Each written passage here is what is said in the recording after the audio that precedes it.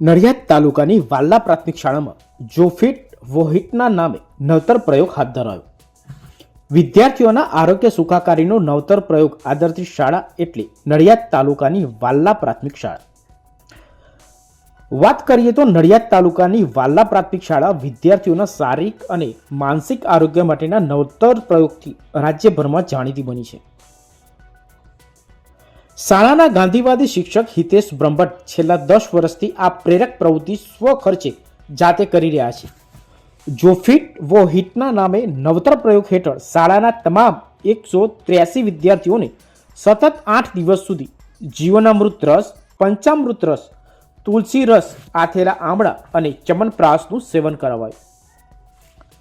બાળક જો શારીરિક અને માનસિક રીતે તંદુરસ્ત રહે તો તન મનથી તંદુરસ્તી જીવનમાં પ્રગતિ અને સફળતા અપાવે છે તેવા ઉમદા વિચાર સાથે શાળામાં જોફિટ વો હિટના નામે નવતર પ્રયોગ કરવામાં આવ્યો, જેમાં હિતેશ કુમાર બ્રહ્મભટ્ટ જાતે તૈયાર કરી આ આયુર્વેદિક રસનું વિદ્યાર્થીઓને સેવન કરાવ્યું હતું.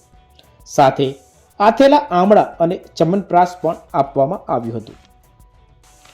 શિયાળામાં આ વસ્તુનું સેવન ખૂબ ગુણકારી, બુદ્ધિવર્ધક, શક્તિમાન તથા ઉર્જાવાન બનાવે છે. માટે વિદ્યાર્થીઓની આરોગ્ય સુખાકારીના આ પ્રેરક પ્રયોગમાં વધુવન ફાર્મ વાલ્લાના સંદીપભાઈ પટેલે આમળાની સેવા કરી હતી.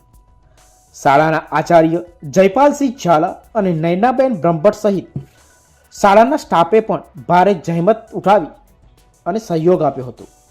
આ પ્રસંગે હાથજના CRC કુલદીપસિંહ રાજ પણ પ્રોત્સાહન અર્થે ખાસ ઉપસ્થિત રહ્યા હતા. કઠલાલથી મકસૂદ કારીગર સાથે જોતા રહો સત્ય વિચાર ન્યૂઝ.